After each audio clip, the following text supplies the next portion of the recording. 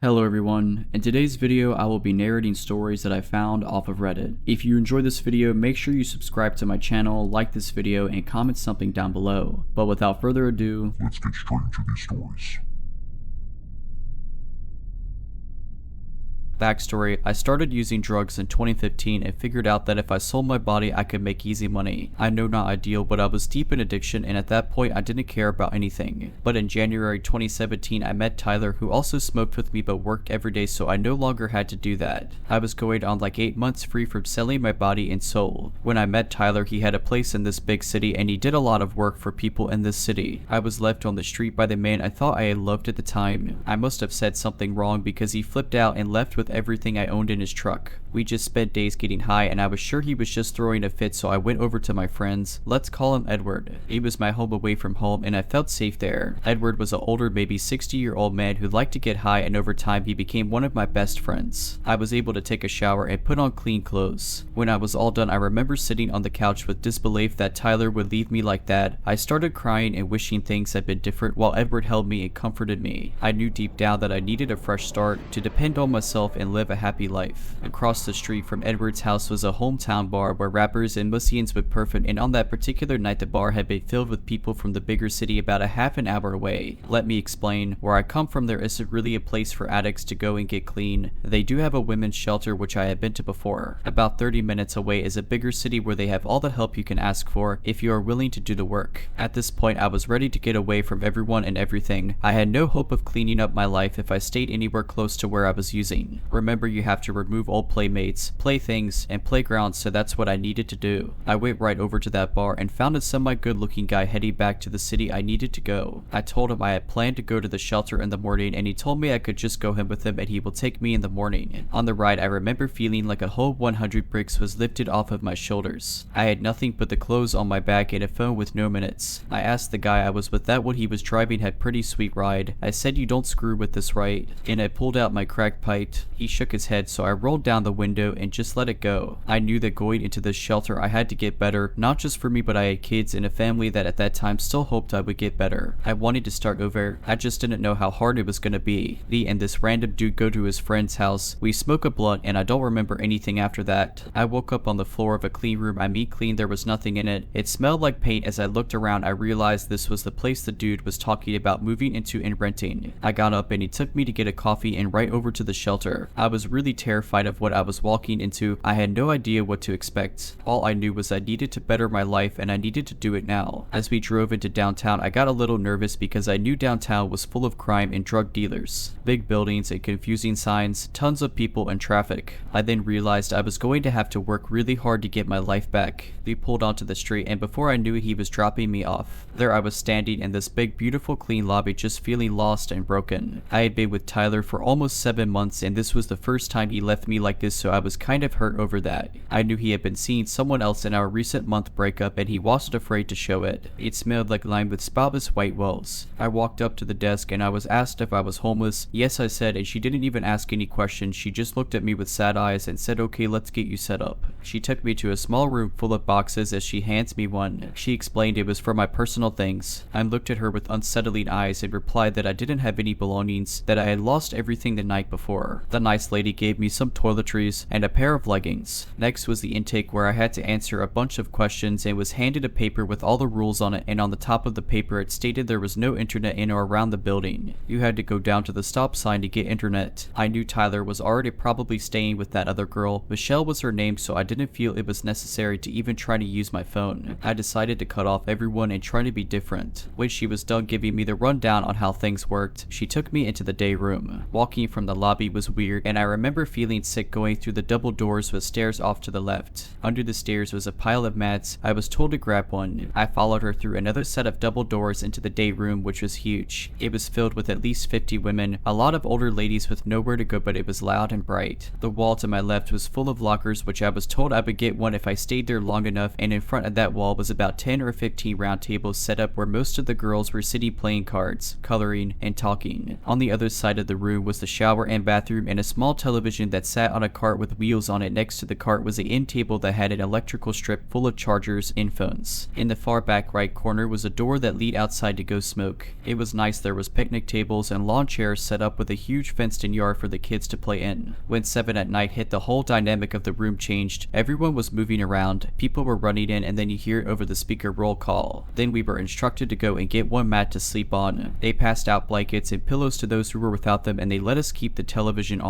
The first night was scary and lonely. Here I was in a strange place, not even 2 full days clean off a week-long crack binge. I was up half of the night with my head just racing. I finally fell asleep when the other girls started to get quiet. The morning came way too fast, and the rule was you had to get up at 7 in the morning. You didn't have to leave, but you had to get up. A lot of the older ladies didn't even leave the shelter. They knew they had a place to stay and had nothing else to do all day, so they hung out together at the shelter all day long. I had to go upstairs for breakfast, which was okay. I'm not really a breakfast food person, but that morning I was starving. I had the whole deal: eggs, bacon, milk. After breakfast, I went out to smoke, and I noticed this tiny black girl with cornrows in her hair had some cards in her back pocket. I had been playing cards since I was a kid. My dad taught me a few games. I played with friends, and I also had done some time in jail in the past. I was lonely. I didn't know where anything was, and it was obvious I needed help. I asked her for her name and if she wanted to play cards, and after 2 games we had a connection. She was cool and she liked me, so I was okay with that. I could be awkward around new people, and women tend to not like me, so I find it hard sometimes to make friends. She asked me after we played a few more games of cards if I wanted to go to McDonald's with her. I was cool with that because I needed to learn the area anyway. On the walk there, as we were talking, something caught my eye, so I looked up and there he was, Tyler, with all of my belongings, and his truck drives right by us. I tried to call, but he ignored me every time. Guess he was done with me for good this time. That crushed me. I wanted to fall to the ground and just sink until I disappeared, but instead I had about 10 different emotions running through my body all at once. I was so angry that he was just looking for a reason to leave me since the month before when we broke up, and I stayed with my dad for a while. He started seeing this Michelle. I was just absolutely devastated. We continued our walk to McDonald's as I was silent and broken. That night was easier to sleep because I was exhausted from not having any sleep and just feeling done. I slept like a baby, to be honest. The next day, my new friend wanted to show me this place she goes to get a good free lunch. The only thing was it was a church, and we had to sit through a 30-minute sermon, which was cool with me. We were standing outside waiting on the church to open their doors, and this blacked out Mercedes-Benz with a trailer hauling a nice looking Harley pulled up and parked in front of the church. I then heard my loud mouth say, "That's a nice setup." I looked at my friend and then looked back at the Harley. That's when I saw him. I specifically remember everyone knowing who he was. William is what they called him.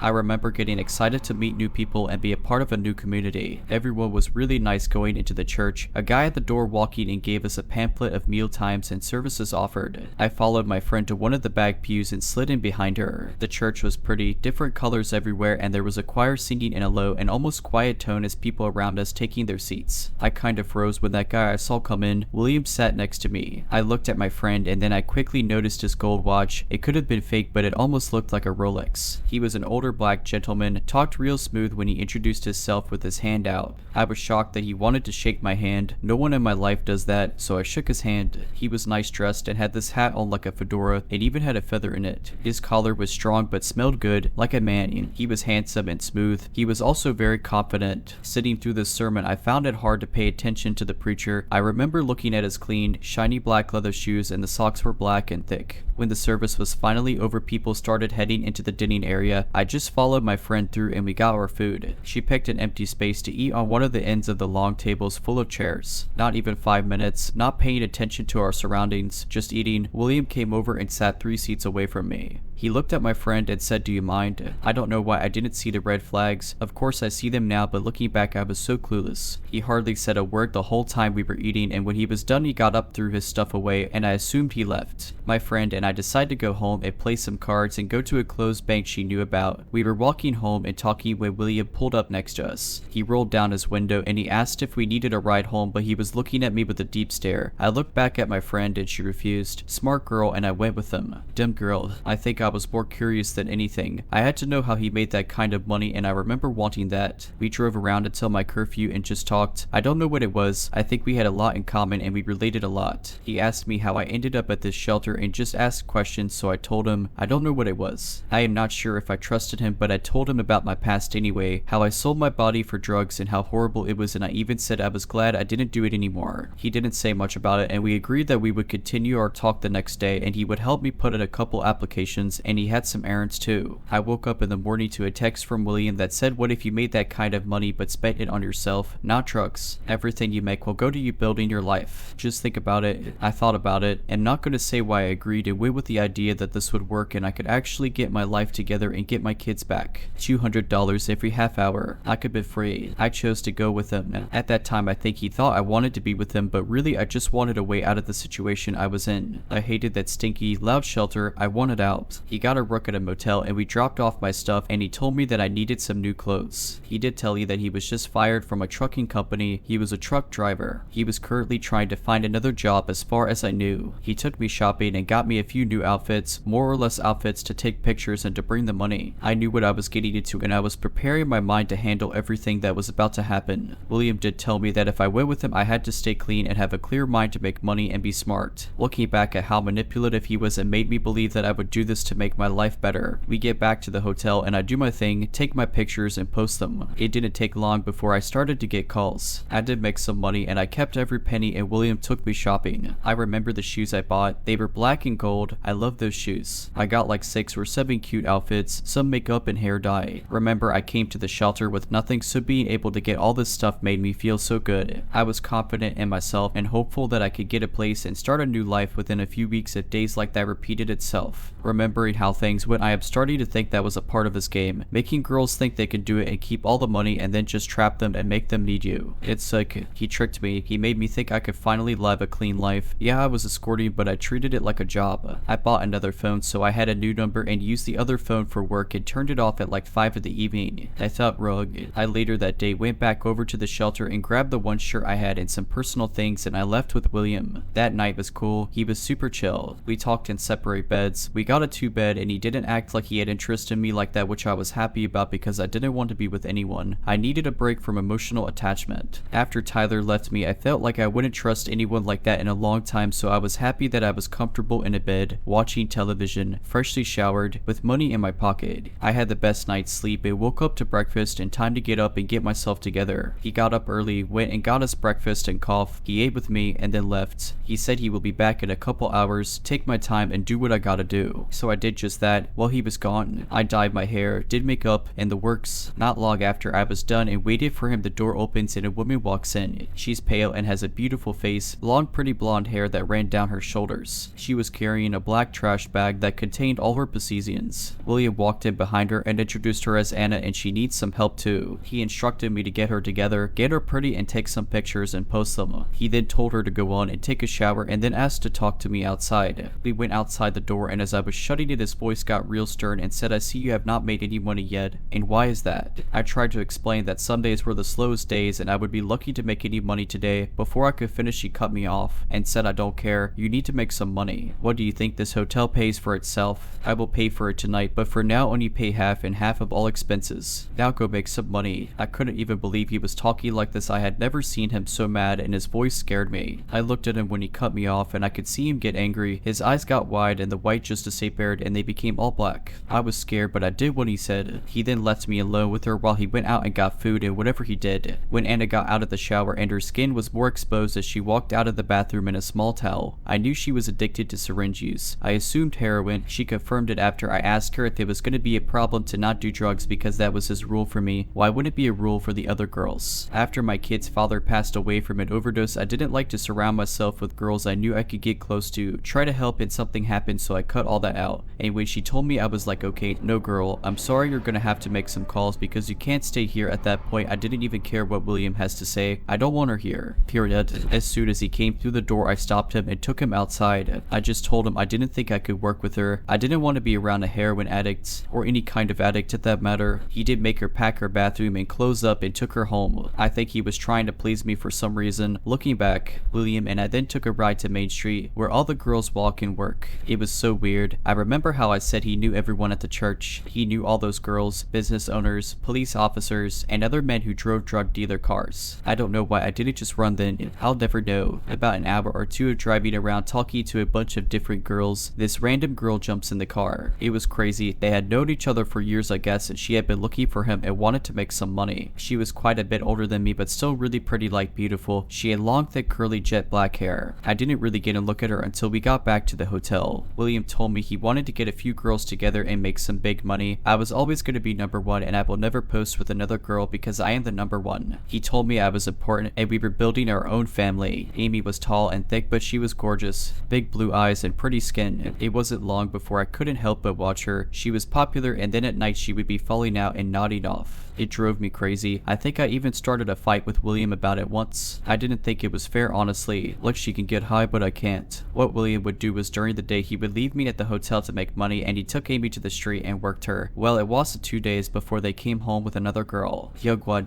a tub, for choice, no family. I only know what they tell me. Her name was Amanda. She was sweet and didn't say much. I tried to get to know her a little better, but she wasn't around for long. I posted her with Amy and she didn't get much feedback. More people were calling for Amy. Amanda stayed with us for a few days before she decided she wanted to go home. Will, Amy, and I didn't stay at that hotel for long. We ended up deep into the city, the farthest away from my hometown, in a bigger room and a little nicer hotel with a view of the whole city. It had a little microwave and a drive-up entrance to your room. Will and Amy brought home 2 girls that night. I don't remember them much because I wasn't involved with them much. I posted them and the next few days we made money. Every time a girl would make money they would give it to William because he had them believe he was saving it for them and getting them anything they wanted. I continued to make money on my own and I also gave him my money. I got conspicuous and I will never forget the moment I knew I was not safe. I was outside smoking a cigarette. I wasn't out there long, but when I came back into the room, William had all 3 girls posing on the bed as he was coaching them on how to pose and taking pictures of them. I didn't say a word and closed the door slowly. I don't know why I felt the way I did, but it just didn't feel right. I don't know if he heard me open and close the door, but I heard him yell my name and said he needed me. He handed me his phone and told me to post the pictures. When I got on the website and tried to post the pictures, it now wanted money instead of posting ads for free. William unhappily ran to wherever and put money on a card. When I tried to put the card in, it wouldn't accept it and said it wanted bitcoins. I informed William and even showed him the page that it wasn't gonna post. He got furious and yelled at me. He turned and walked out of the room. I looked at everyone else and tried to apologize for his actions and to stay calm. It will be okay. He came right back in with a gun in his hand. I didn't even know he owned a gun. He hit me in the face with it and said I needed to find somewhere to post the ad. Do it where I am done, and then left. I don't know if he realized he did that in front of 3 other girls, and I didn't know what I'm done meant either. I was terrified, and that's when I knew I had to find a way to escape. I learned real quick that I wasn't able to just leave anytime I wanted anymore. After Amy got involved, William changed. He started talking about taking us girls to New York and make big money and travel and go here and there, and that alone scared me. I wanted to build a life, to get my kids back, not leave state to trick and maybe killed or abandoned. No, screw that.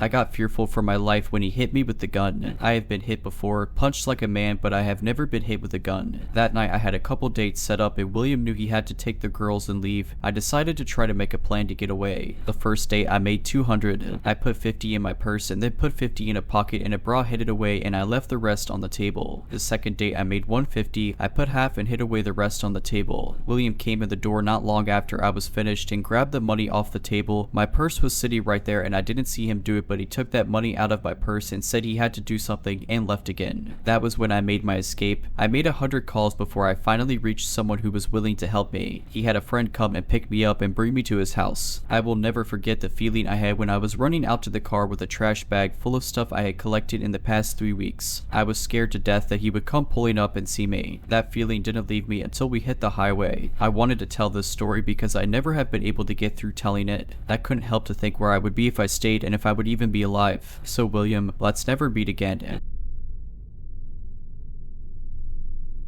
If you're liking this video, all I ask is that you make sure to subscribe to my channel and like this video. Thank you.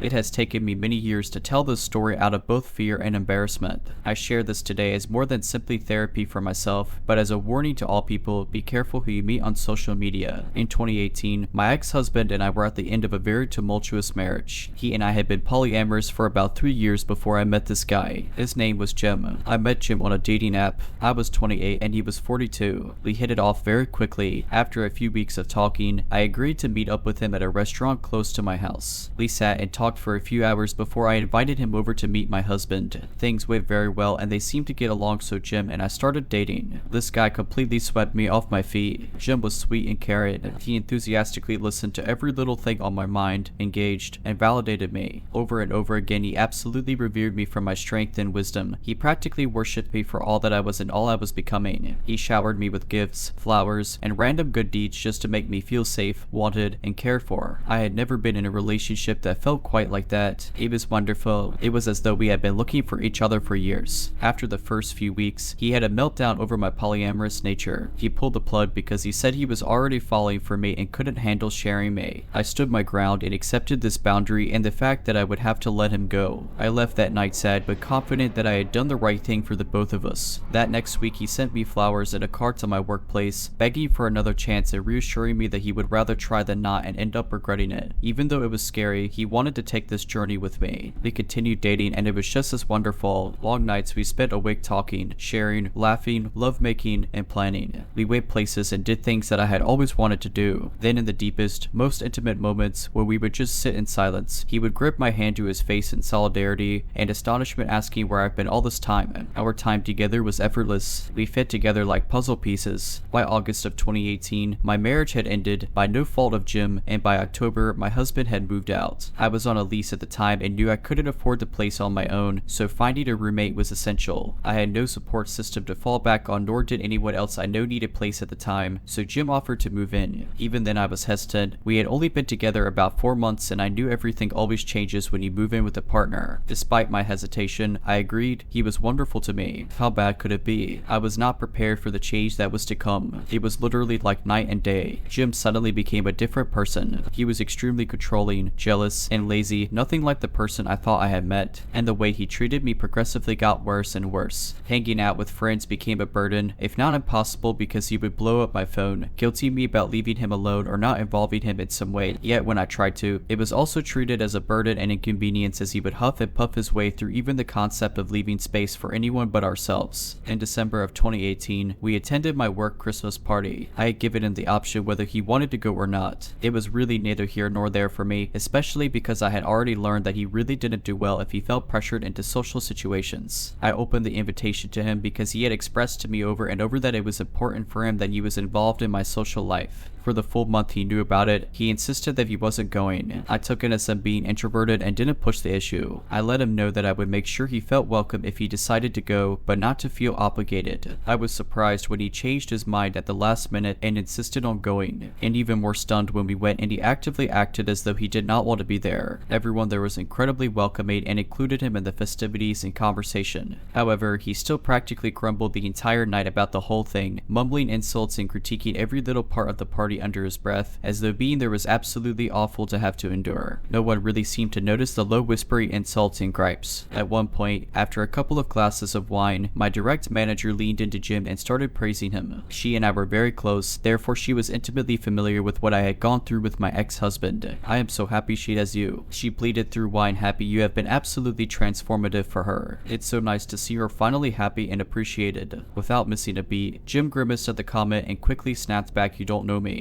I honestly didn't believe my ears. It was one of those moments where time stops and you just know you couldn't have heard that correctly. I sat brewing on it for a minute before another light-hearted interaction with Jim prompted him to suddenly snap at me through grit teeth. "Stop it." This triggered me and I lost it. I pulled him outside and asked him what his problem was. I called out his behavior and told him if he was going to act that way then he could just leave. That if he didn't want to be there, he should have stayed home. He ended up giving a sort of half-effort apology and we went back inside and finished the party. I remember the drive home that night, staring out the dark window at nothing in particular in worried silence. I might have messed up, was my only thought through the entire drive. This all started out slow, of course, like waving me away or invalidating my experiences and ideas due to my age, that I was just dramatizing my experiences because I was young. The man who, not 6 months prior, had validated me, my trauma, and experiences to the ends of the earth. Now every time I started a story or tried to share anything, even trying to plan out meals for the week, He would openly show annoyance as though I was violating his time and attention. Before I knew it, he was snapping at me over every little thing. If I asked how his day was or talked about my day, I would aggressively shut it down. Why do you always ask me that? I don't want to talk shop at Honey. I really don't care about your work. It's work.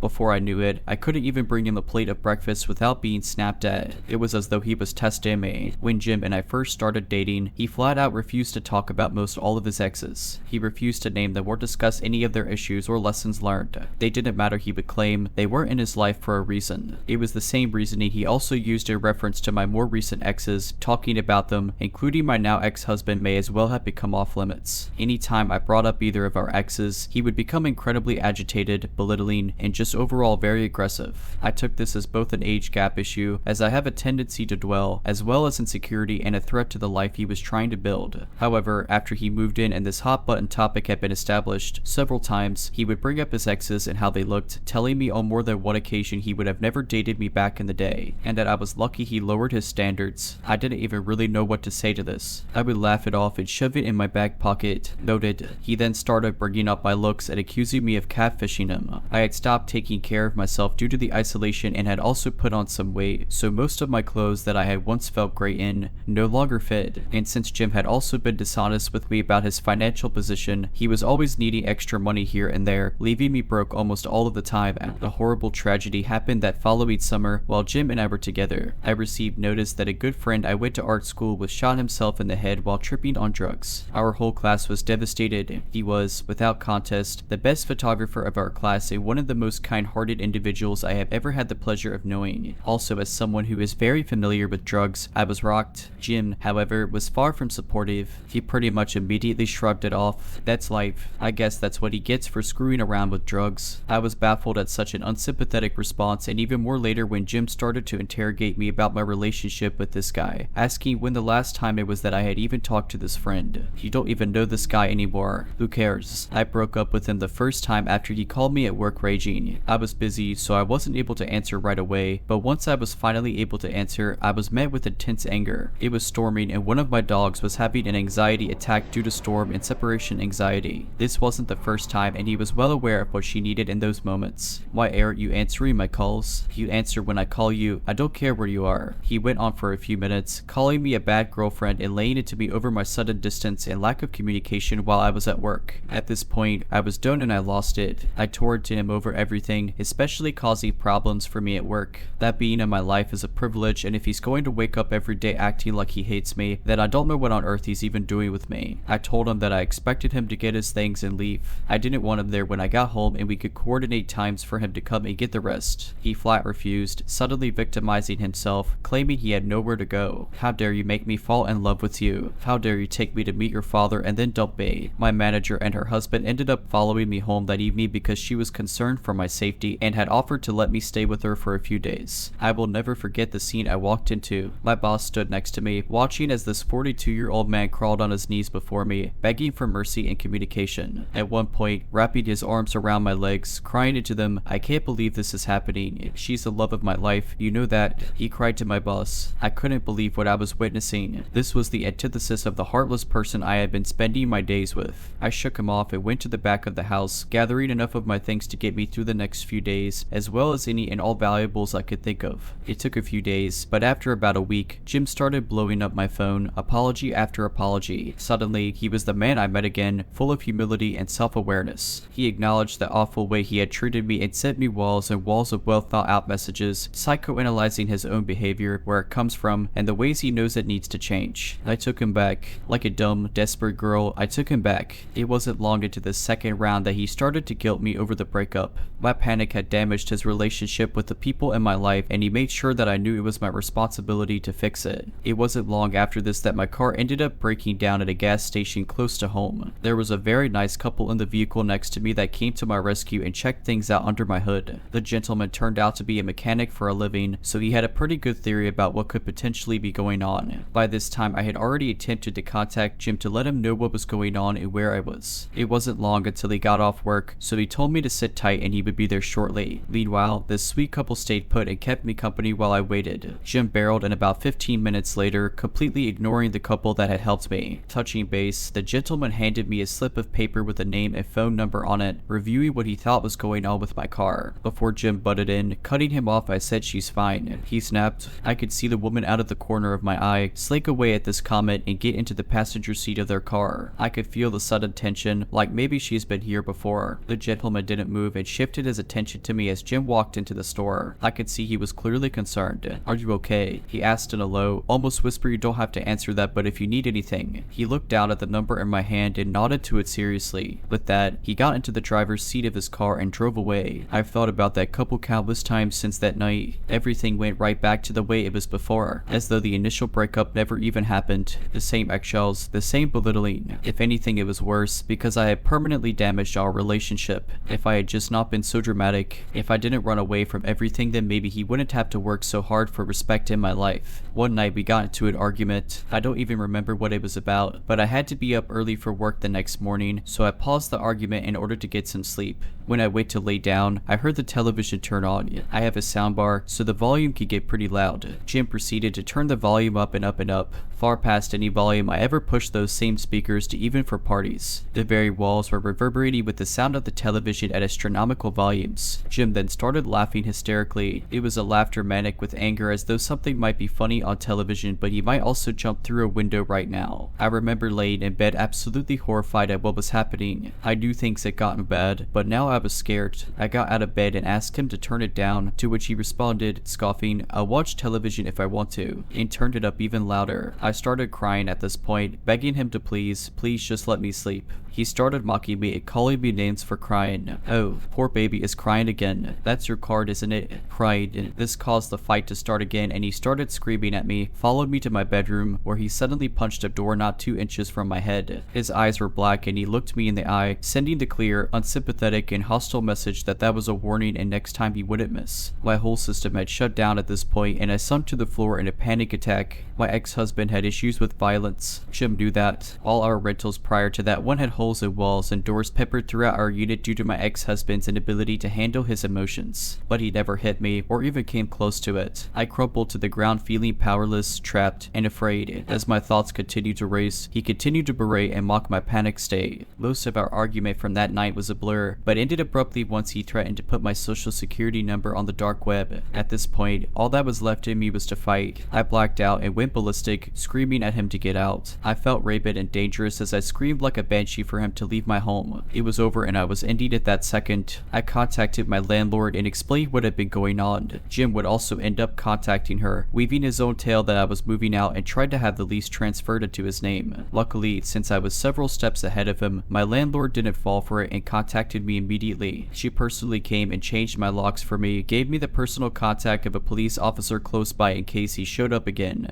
and took half off my rent for the next month. I am forever grateful to her for these simple acts of kindness that were above and beyond anything I would ever expect from a landlord. It took weeks for him to stop messaging me. The only reason I didn't block him was out of fear that he would show up at my house. Though I had contacts for protection, I knew I would rather get a daily apology video than have to deal with him on my doorstep. So they persisted. For well, the same act from before, the love bombing, the promises, grasping at straws trying to find the weak spot where I would let him back in. But I ignored it. It continued for weeks before he finally gave up. He bowed out gracefully, stating boldly that he will always love me. I left him on read. The illusion was destroyed. In one of our last discussions, I asked him desperately what happened to the guy I fell in love with. Jim looked me dead in the eye, smirked, and said that guy doesn't exist. I told you what I had to tell you in order to get you away from that bad husband of yours. You're just stupid and fell for it. Jim, let's not meet ever again. Alright, but that's it. I hope you enjoyed this video. If you did, make sure to subscribe to my channel, like this video, and comment something down below. But as always, Have a nice day.